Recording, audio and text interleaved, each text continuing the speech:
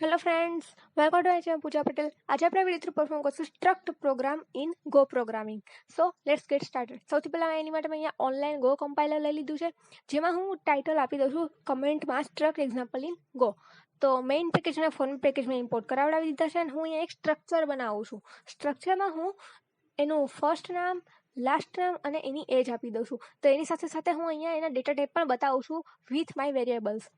તો હવે હું મેઇન ફંક્શનની અંદર હું અહીંયા લખું છું એક્સ નામના વેરિયેબલની અંદર કે કોઈ પર્સન છે એ મેં સ્ટ્રક્ચરમાંથી કોલ કરાવડાવેલું છે. તો મેં અહીંયા લખી દીધું છે કે જેની એજ 30 હોય, જેનું ફર્સ્ટ નેમ જોન હોય અને લાસ્ટ નેમ અબ્રાહમ હોય. તો હું અહીંયા પ્રિન્ટ કરાવડાવીશ એક્સ.